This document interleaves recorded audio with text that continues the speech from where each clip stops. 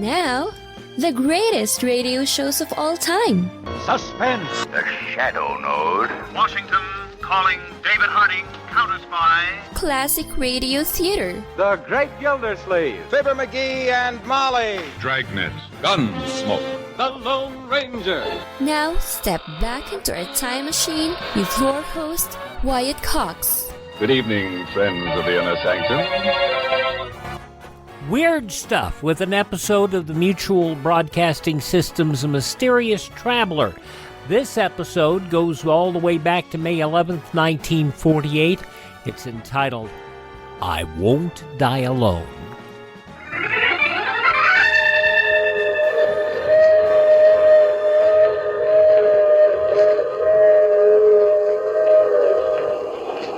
Mutual presents The Mysterious Traveler.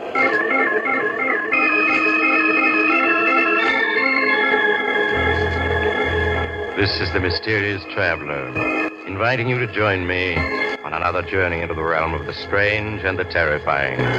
I hope you will enjoy the trip, and it will thrill you a little and chill you a little. So settle back, get a good grip on your nerves, and be comfortable, if you can, as you hear the story I call I Won't Die Alone.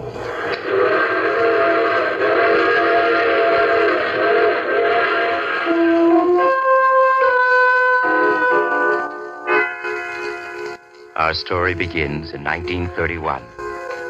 Two young men are speeding along in a car on a lonely West Virginia road at 70 miles an hour.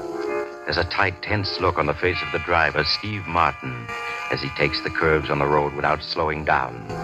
His companion, Chuck Williams, wipes the perspiration from his face with trembling hands.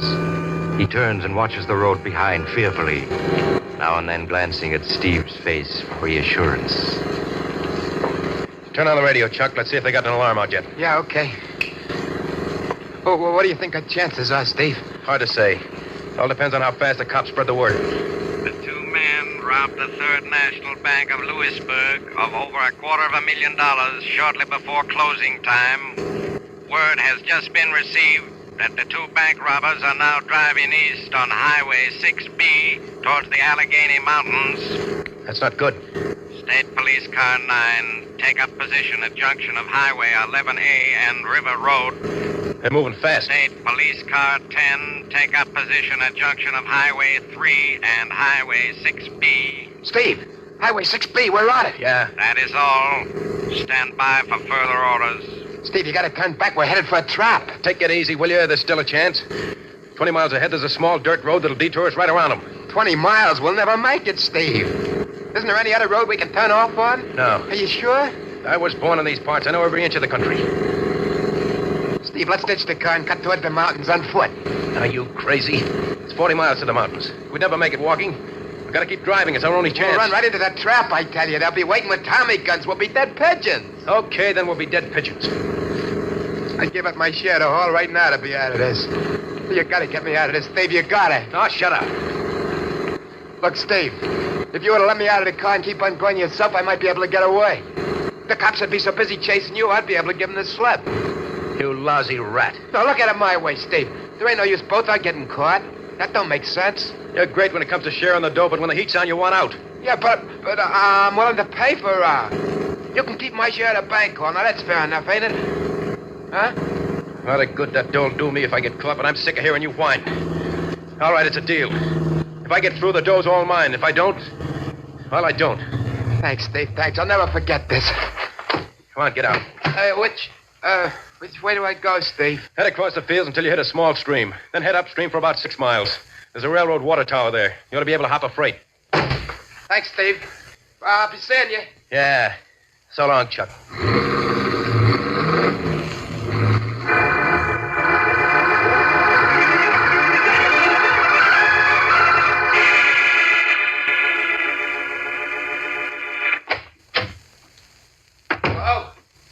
Flo, where are you? I'm here, Chuck. I was wondering when you'd show up. Let's see by the paper they got Steve. Yeah. Now, let me see that paper. It says here they caught him yesterday afternoon at 5. An hour after I left him. What'd you do, run out on him? No, I didn't run out on him. I just played it smart. What are you looking at me like that for? There was no sense in both our being caught, was there? No, I guess not. Where's the dough? What dough? The $254,000 you got in the bank job. Steve had the dough. What? Look what it says there in the paper. Huh? Go ahead, read it. Martin, when captured, told police he knew nothing about the stolen bank money.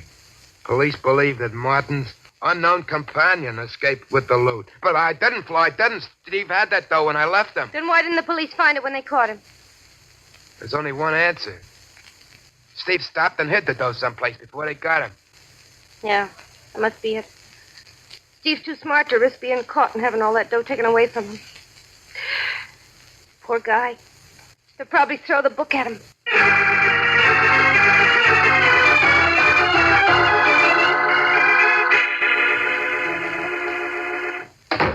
Where you been so long? What happened at the trial? They give him 25 years. 25 years? Mm-hmm.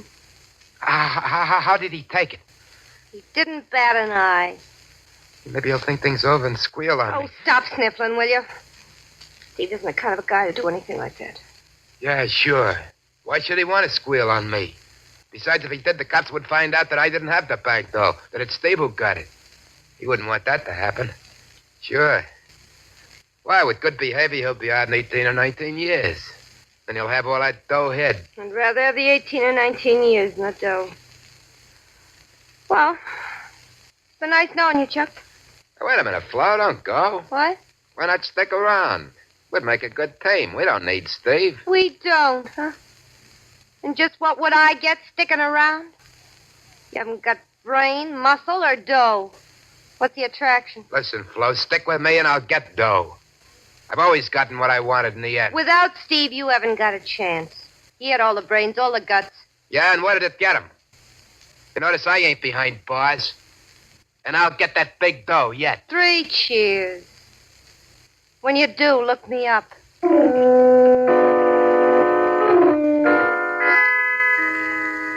17 years passed. 17 years in which earth-shaking events took place. With the passing of time, Steve Martin became just a memory to Chuck Williams and Flo Duval.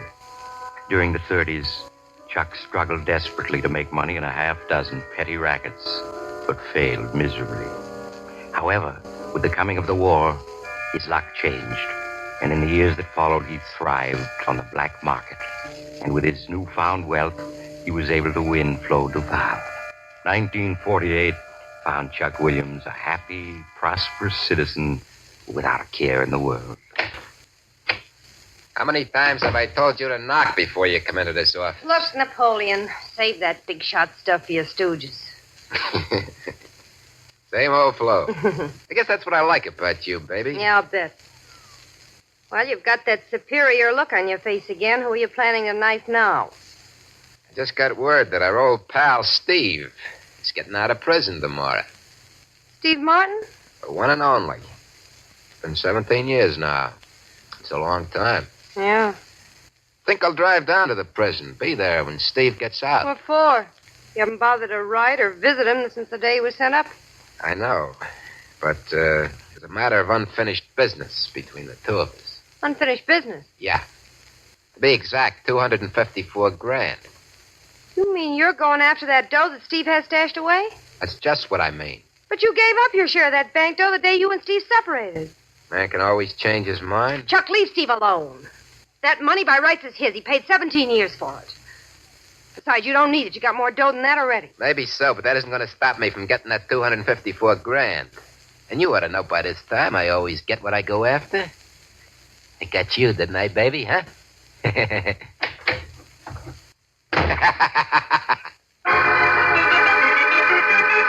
May 11th, 1948, The Mysterious Traveler on Classic Radio Theater with Wyatt Cox.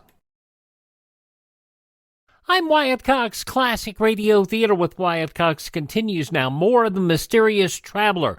I Won't Die Alone. May 11th, 1948.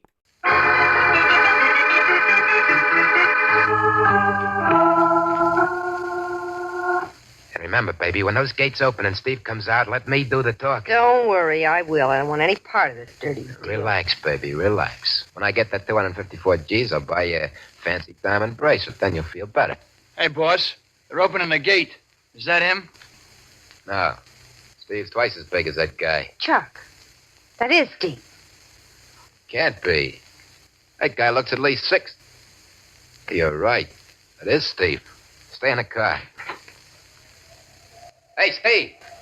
Steve, over here. What's the matter? Don't you remember an old pal? Hello, Chuck. Well, I didn't recognize you at first. Well, in here, pal. Yeah. I guess I'm kind of surprised to see you after all these years. Well, I've been living in South America most of the time. Only got back a year ago. I know I should have written you, but I never was any good at that. Boy, yeah, sure smells better out here. Come on. Let's get in my car. I got a surprise for you. Huh? Surprise? Yeah. You remember Flo Duval, don't you? Well, here she is. Hello, Steve. Hello, Flo. Hey, it's nice seeing you again. Come on, Steve. Get in. We're driving you to town. Thanks, Chuck. Okay, Felix, back to town. Right, boss. You don't look well, Steve. It's just this prison parlor, Flo. And 17 years. Well, that's all behind you now, Steve. A few weeks of good rest and good food. You'll be a new man. I'd like to believe that. Just take my word for it. I'm never wrong. Well, you seem to have done all right, Chuck. Yeah, not bad.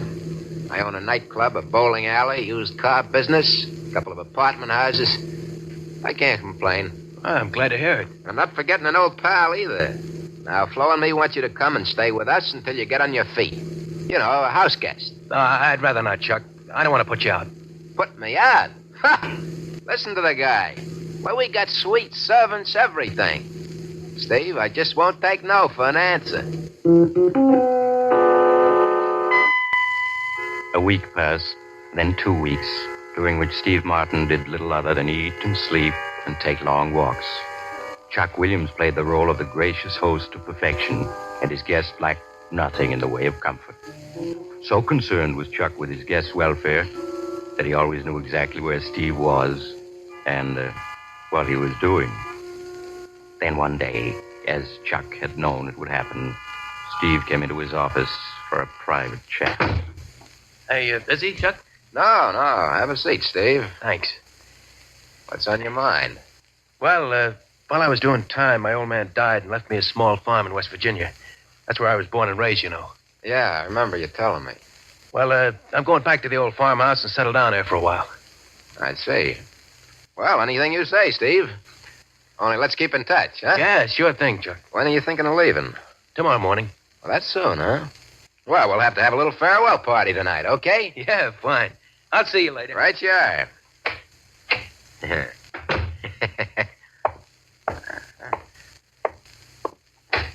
Felix, come in here.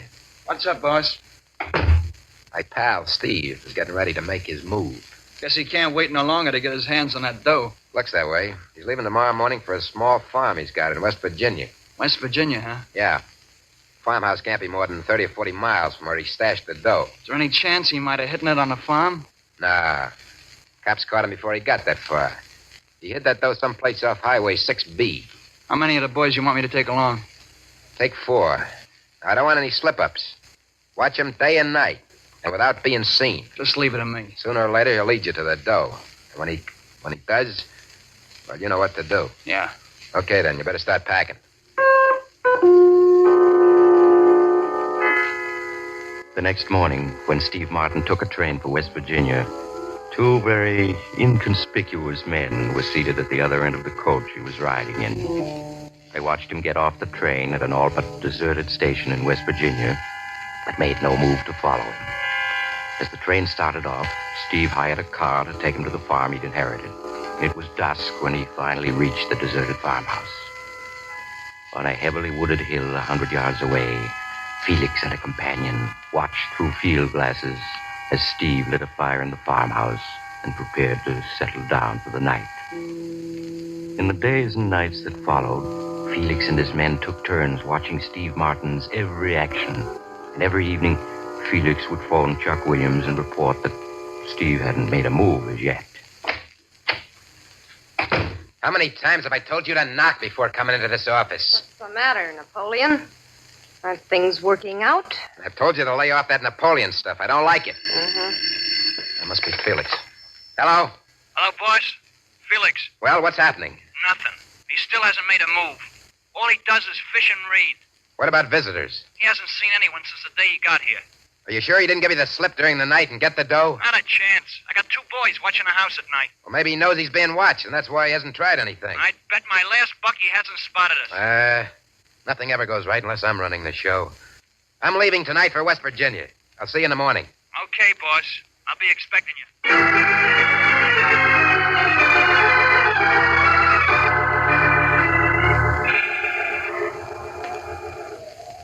That's a farmhouse down there, boss.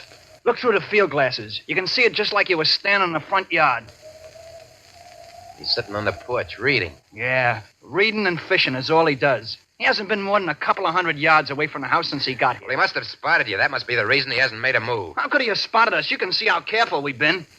Well, I'll wait a couple more days. See what happens. If he doesn't move soon, I'll have to think of something else. Leaving Felix to continue his watch over the farmhouse, Chuck returned to the village and registered at the village inn. The hours that followed dragged interminably, and the hatred that Chuck felt for Steve Martin grew with each passing hour. In the evening, Felix drove into the village and reported that nothing new had occurred. 4 more fruitless days went by. Chuck Williams was unable to contain his fury any longer. He got into his car and drove to within a half-mile of the farmhouse, then walked the rest of the way to where Felix and his men were hidden on the hill. Boss, what are you doing here? I got tired of waiting.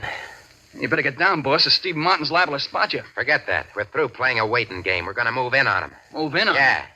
Maybe after a light workout, my pal Steve will be willing to tell me where he stashed the dough. That sounds more like it. I never did go for this cat and mouse game. Before we're through with him, he'll be begging to tell us what he knows.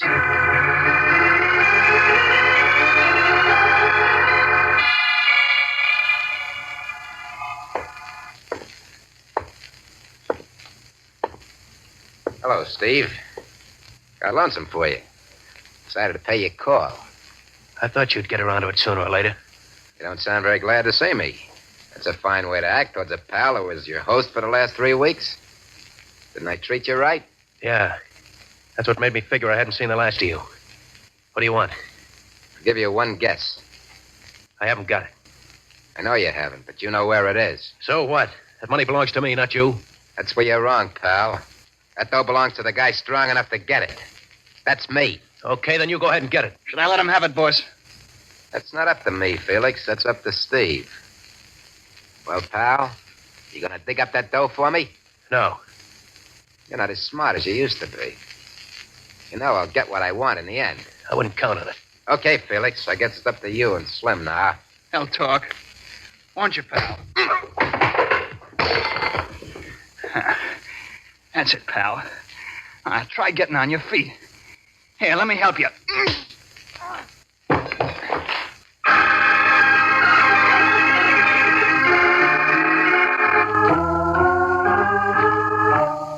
How is he, Felix? It's out cold, boss. He always did have a stubborn streak. You think in his condition he couldn't take all that punishment? We give him any more, he's liable to kick off. Sure? Yeah. He's already got a couple of busted ribs, and that beating around the head didn't help any. We gotta make him talk. We gotta. You have to figure out some other way. Throw some water in his face. Okay. Come to, boss. Prop him up in a chair. Come on, you. There. Steve, can you hear me? Yeah, I can hear you. Felix here wants to try the water treatment. Water treatment? Yeah. Now, why don't you play it smart and tell me where you hid that dough? Won't talk, huh? Okay, Felix. Wait, I'll talk. Well, it's more like it. Where is it? You could never find it alone. I'll have to take you to it. Just you and me. What's the matter with Felix coming along? Just you and me. Okay, pal, okay. Only I'm wondering if you're in condition to make it. Hey, Felix. Yeah, Give him boss. a few drinks, try to fix him up. Right. As soon as you've done that, Steve and me will be on our way. An hour later, Steve, with the assistance of Felix, tottered to Chuck Williams' car and got in the front seat. Chuck slid behind the wheel and started the motor. As he drove off, he waved to Felix triumphantly. In a few minutes, the farmhouse had faded from view. Steve, huddled in a corner of the front seat, fought to keep from crying out every time the car hit rut in the road. Originally broadcast May 11th, 1948, The Mysterious Traveler here on Classic Radio Theater with Wyatt Cox. Visit our webpage, classicradio.stream, and stream our shows on demand anytime. The conclusion follows these messages from your favorite radio station.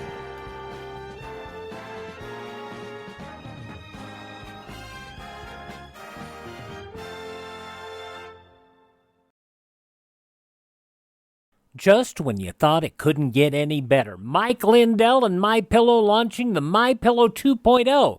Now, when Mike invented MyPillow, it had everything you could want in a pillow.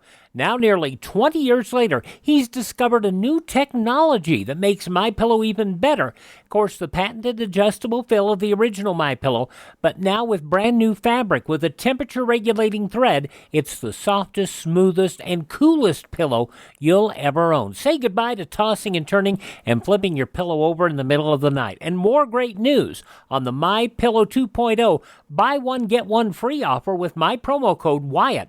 MyPillow 2.0 is 100% made in the USA, 10-year warranty, 60-day money-back guarantee. Go to MyPillow.com, click on the radio podcast square to receive the MyPillow 2.0 buy one, get one free offer. Use my promo code Wyatt or call 1-800-928-4715.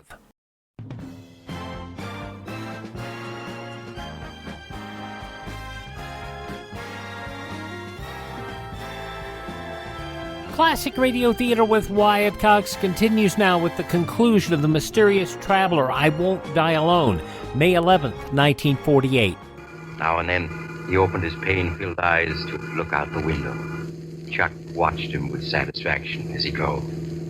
How much further is it?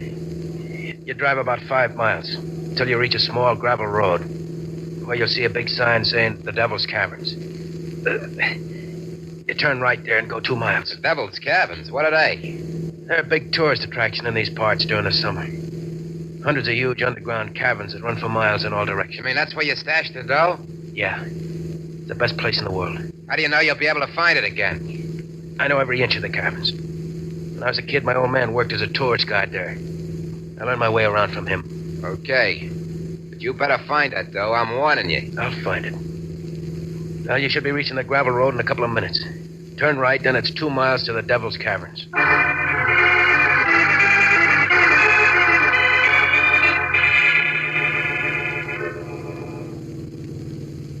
This is it.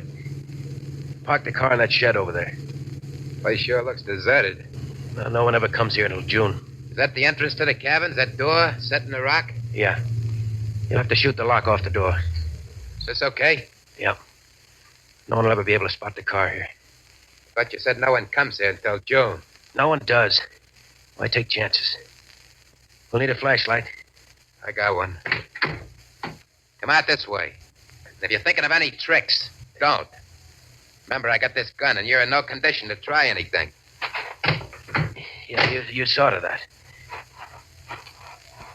How come you didn't hide out here when the cops were after you? Well, there wasn't any place to hide the car. Shed wasn't here 17 years ago. Tough. Never saw such a lonely-looking place. Yeah. Well, you ought to be able to blow this padlock off with one shot.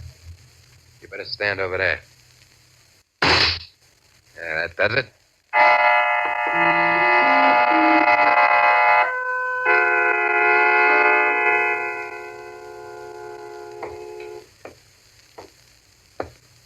How much further is it? Seems like we've been walking an hour already. It's right up ahead. Sure you can find your way out again? All these cabins look alike to me.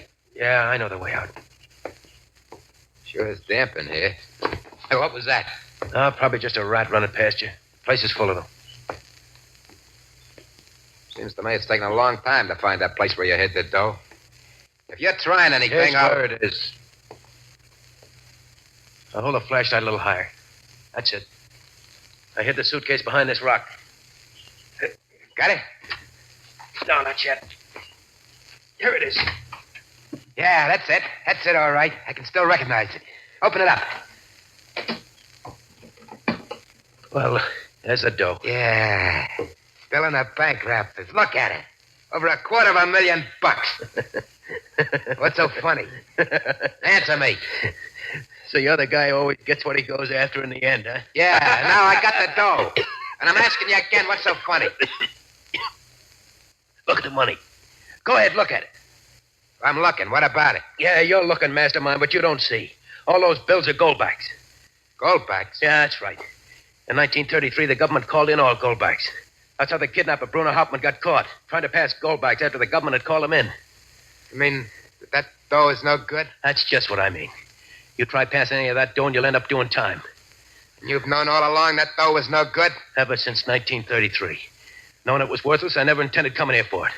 But you made me. I ought to let you have it, you rat, for leading me on like this. Well, why don't you? Come on, pick up that suitcase. Let's get out of here. Oh, wait a minute. I forgot to tell you, Chuck. Tell me what? I'm staying here. You're staying here? Yeah, that's right. Now, look, I've had enough out of you. Start leading the way out. I guess you didn't understand. I said I'm staying here. Get going or you'll get it right between the eyes. That doesn't scare me. You see, Chuck, there was something else I didn't tell you. Something else? Yeah. I didn't get out of prison on good behavior. I got out because the doctor said I was going to die in 3 months. You're going to die? In 3 months? Yeah, that's right. I thought I'd die peacefully on my farm. Only you wouldn't let me do that. So I've decided to die here. With you as company. Steve, you can't do that. You can't do that, Steve. You got to get me out of here. You got to. I don't have to do anything I don't want to. But get me out of here, Steve. I'll make it worth your while. I got dough. I got lots of dough. It's too bad you won't be able to take it with you. Steve, I'll give you 100 G's. 200 G's if you get me out of here. It's not going to be tough for me to die, because I only got 3 months anyway. But I'm going to enjoy watching you. You're going to get weaker and weaker as you plead with me to lead you out of here. Then you're going to get desperate and try to find a way out by yourself. But you'll never make it. You'll go wandering from one cabin to another, and then in the end, you'll probably wander back here to find me dead. And your flashlight's going to go out.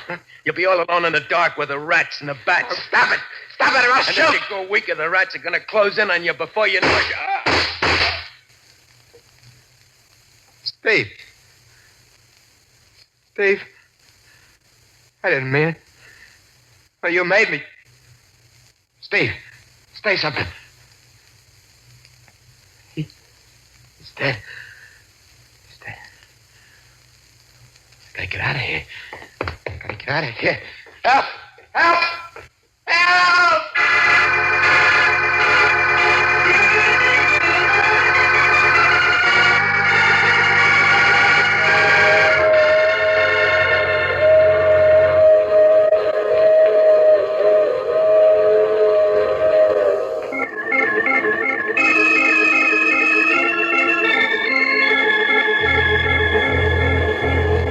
This is the mysterious traveler again.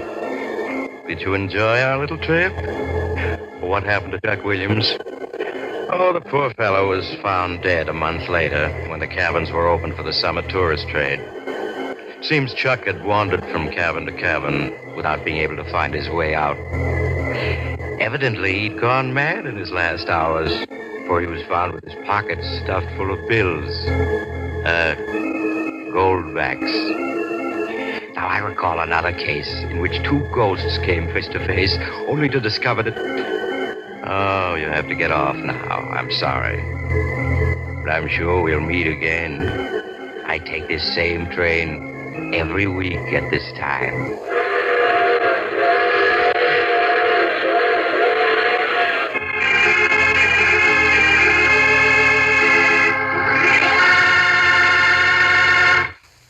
You have just heard The Mysterious Traveler, a series of dramas of the strange and terrifying.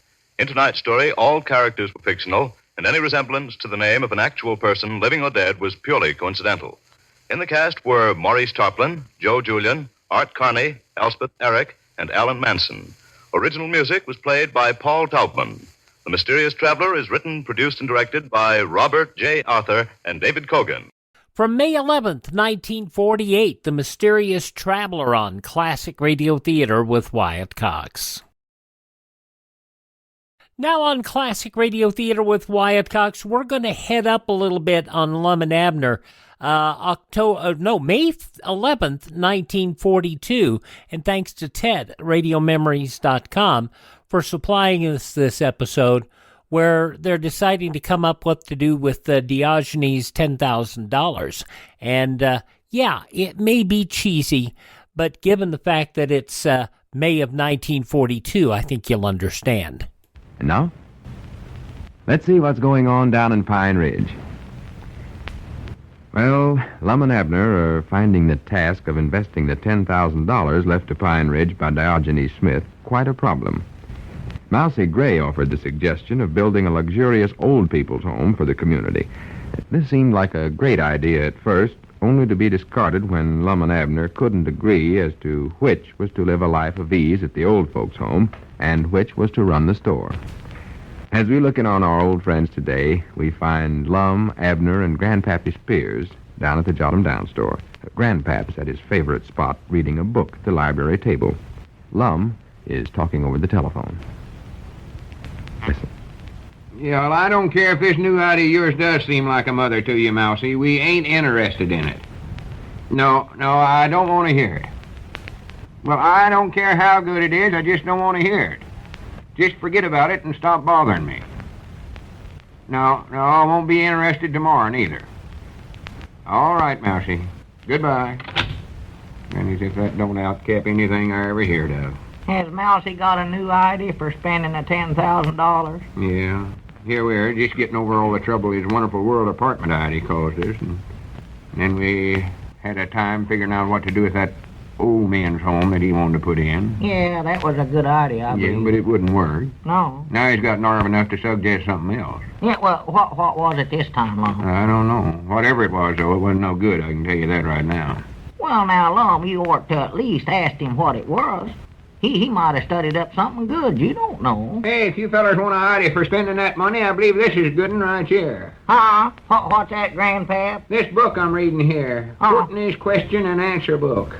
Stimulating fun for teenage parties.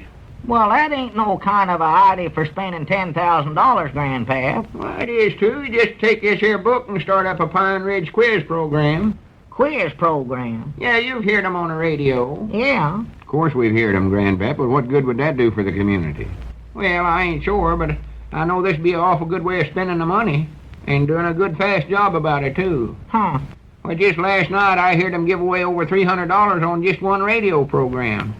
Now, I figure if we could double that amount and double that amount? Just a minute, Grandpap. You've got the wrong idea.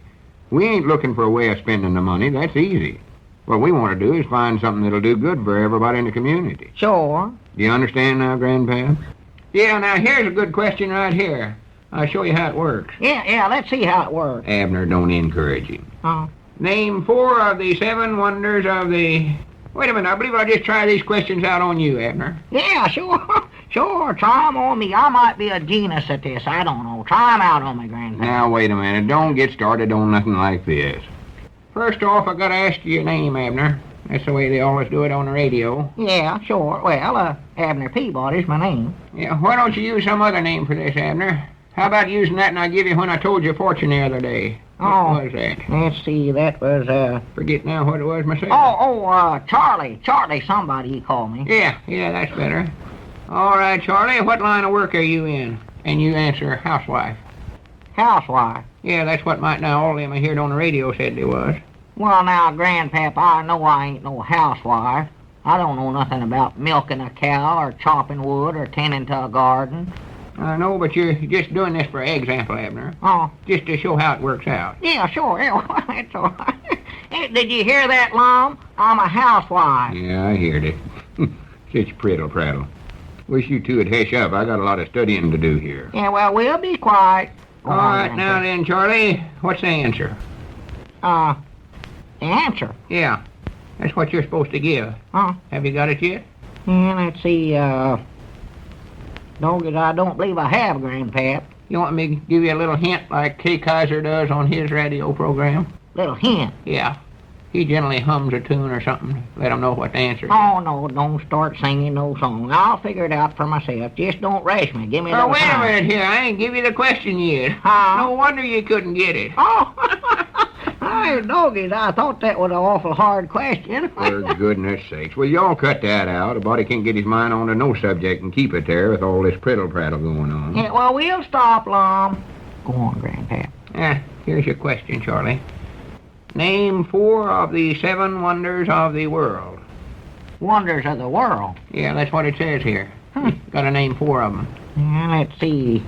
Wonders of the world. Oh, Wonderful World. Is that one of them? No, not according to this book, it ain't. Let's see. Wonders of the world. Well, what is them things, anyway? Well, I ain't gonna tell you. You're supposed to guess them.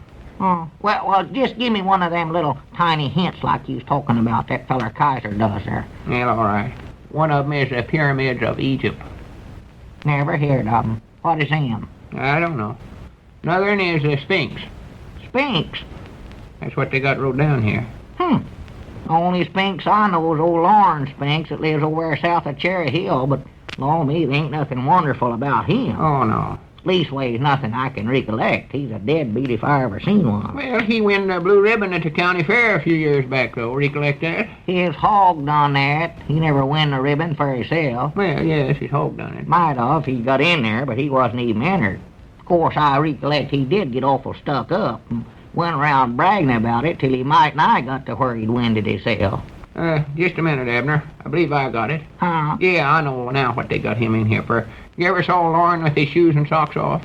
Shoes and socks off? Yeah, don't you recollect, Abner? Old Lauren's got one web foot. Doggy, that's right, ain't it? He has. Why, Just sure. the world.